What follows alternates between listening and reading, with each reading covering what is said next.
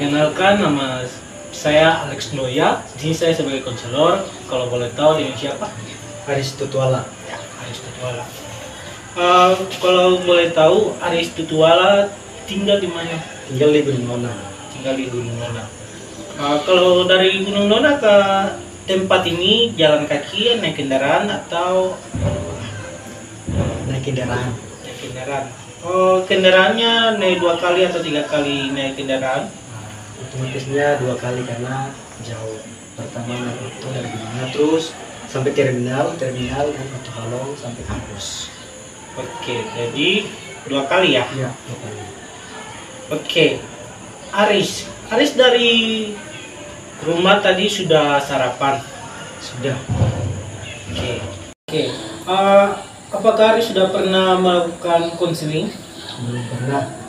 Oke.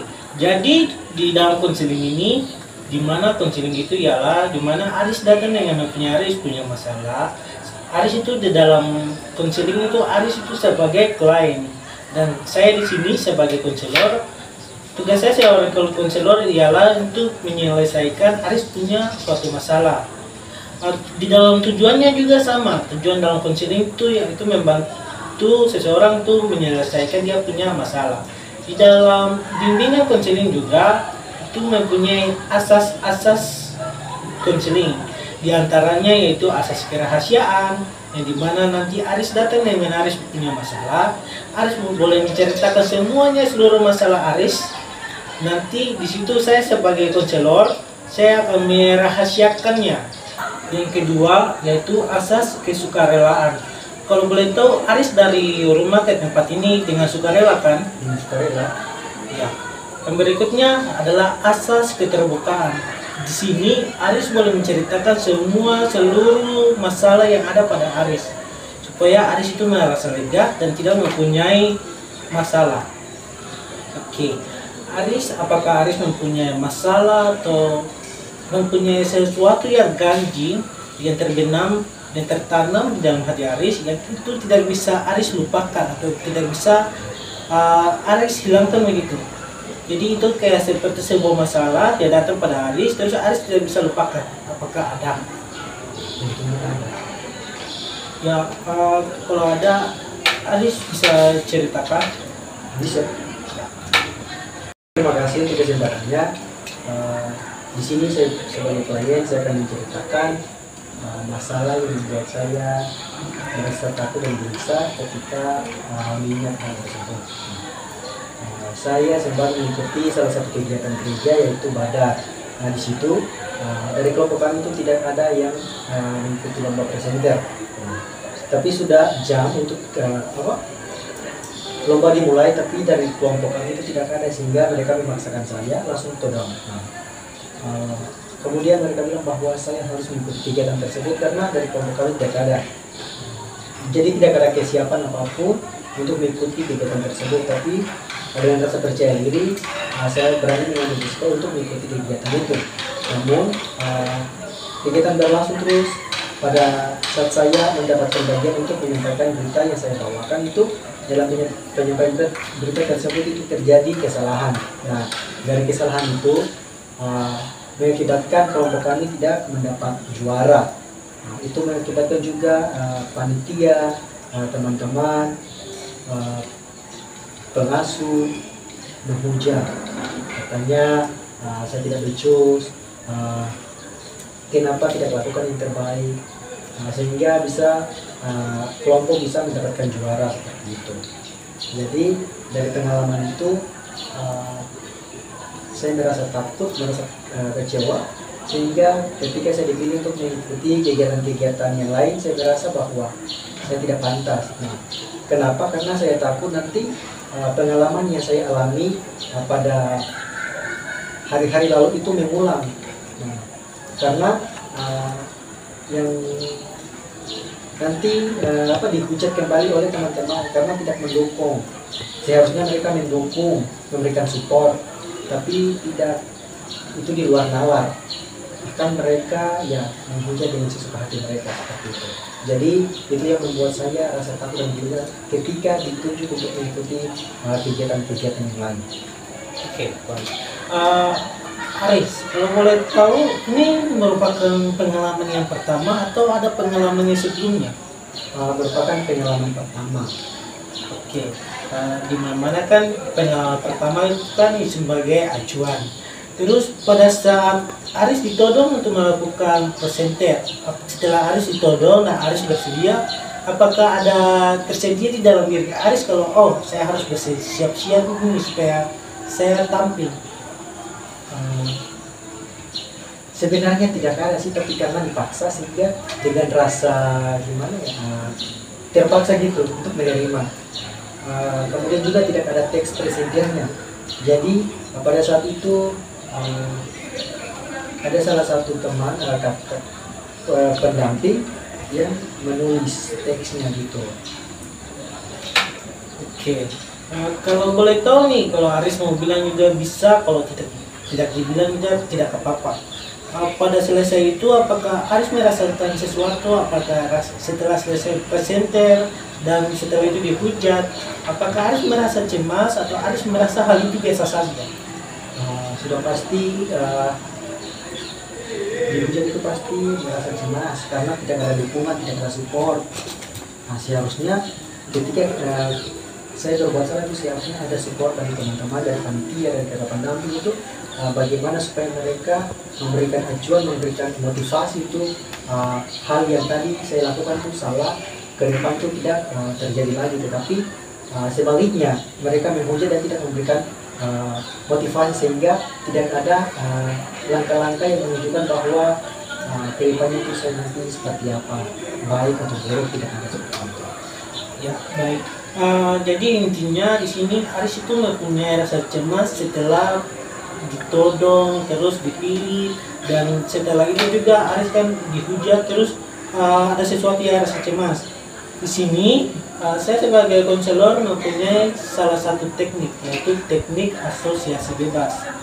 Teknik ini dimana teknik ini akan Aris sebagai klien akan menceritakan semua masalah, dan juga saya menggunakan teknik ini untuk mengurangi tingkat kecemasan Aris.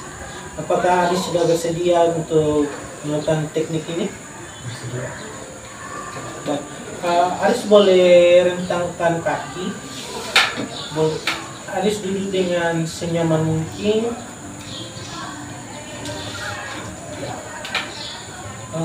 Tarik nafas, tahan. Tarik nafas, tahan, hembuskan. Tarik nafas, tahan, hembuskan. Saya hitung dari 3 sampai 1. Mulai perlahan-lahan untuk menarik nafas. 3, 2, 1. Tarik nafas, tahan, hembuskan. Pikirkan keadaan Aris, bagaimana Aris mendapatkan masalah itu. Boleh Aris bicara dan meluapkan semua emosi, bicara mengenai seluruh masalah, dan silakan Aris bicara. Saya akan menceritakan pengalaman yang membuat rasa cemas. Itu pada saat saya mengikuti kegiatan badan, di situ saya dituntut untuk mengikuti kegiatan presenter dengan secara total terpaksa. Karena kami itu tidak ada yang mengikuti. Sementara kegiatan berjalan terus, saya mendapat bagian untuk mendapatkan berita atau informasi yang saya bawakan. Dalam penyampaian berita tersebut ada sedikit kesalahan yang saya buat sehingga membuat teman-teman dan juga panitia merasa bahwa saya tidak becus dalam menjalankan suatu perintah yang saya berikan. Nah, dari itu ketika selesai kegiatan saya dihujat, katanya tidak becus dan sebagainya. Di situ juga mereka tidak mendukung, tetapi mereka memperburuk kepribadian saya, di mana mental saya terganggu karena mereka selalu menghujat, mengatakan bahwa kenapa kamu tidak melakukan yang terbaik, dan kenapa kelompok kita itu mendapatkan juara dan sebagainya. Dari teman-teman juga mereka tidak mendukung, apa yang sudah saya lakukan, yang saya usahakan, walaupun tidak mendapatkan juara dan hasilnya tidak memuaskan. Mereka tidak memikirkan ke depan nanti mental kita, kepribadian kita itu seperti apa dari hujatan mereka. Mereka hanya memikirkan diri mereka sendiri, mereka hanya memikirkan hari ini, tetapi mereka tidak berpikir ke depannya seperti apa. Sebab kalau berbicara tentang hal seperti begitu, berarti itu berkaitan dengan psikologi kita, dengan berkaitan dengan kepribadian kita. Bagaimana mereka bisa memacu kepribadian kita untuk terus berkembang dengan cara mensupport, memberikan motivasi agar kesalahan yang tadi sudah dibuat itu ke depan tidak boleh diulang kembali, tetapi kenyataannya tidak seperti itu, kenyataannya berbeda. Namun itu yang membuat saya ketika saya ditunjuk untuk mengikuti kegiatan-kegiatan lain, saya merasa takut dan cemas karena takutnya nanti kesalahan yang sama itu terulang.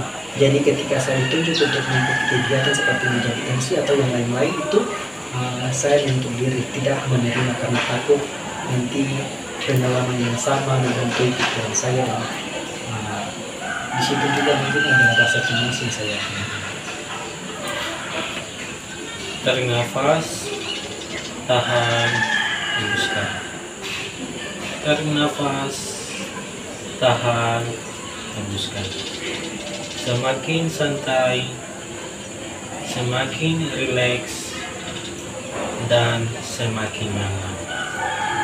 Tarik nafas, tahan, hembuskan. Semakin santai, semakin rileks, dan semakin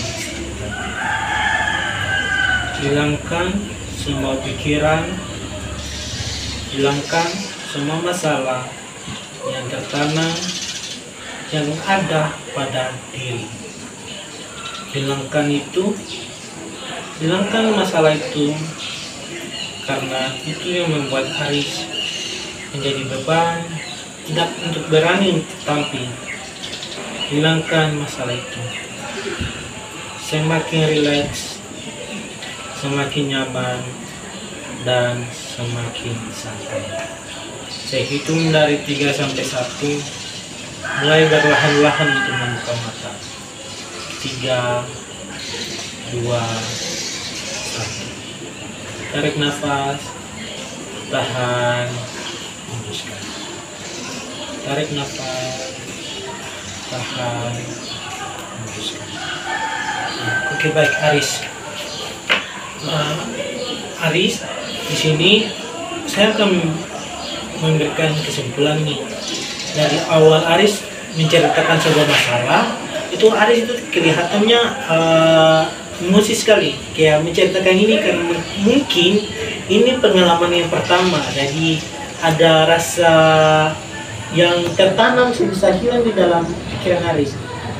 Terus setelah Aris menceritakan, setelah masuk dalam teknik, Aris menceritakan itu juga terlihat jelas kalau itu Aris sedang marah kepada, baik itu kepada panitia, baik itu marah kepada pendamping.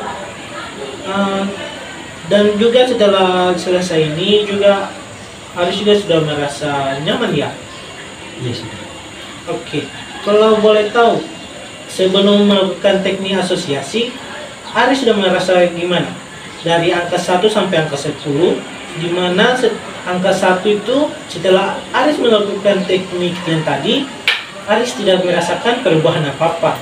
Sedangkan angka ke-10 itu angka di mana setelah Aris melakukan asosiasi tadi, itu Aris sudah merasa lega, sudah merasa pikiran sudah mulai tenang. Dan di angka 5 itu angka di mana setelah melakukan teknik tadi, itu Aris rasa biasa saja, tidak terlalu cemas dan tidak terlalu cemas. Itu apa menurut? Kalau boleh tahu Aris pilih di angka berapa? Angka 10. Ya. Angka 10 berarti tingkat kecemasan Aris sudah mulai berkurang ya? Berkurang. Oke, baik Aris, karena di sini juga waktu kita juga sudah mau habis. Kalau Aris mempunyai masalah lagi, nanti boleh silakan hubungi dan kita akan atur waktu. Ya Aris, konseling kita sampai di sini ya, terima kasih. Iya, terima kasih.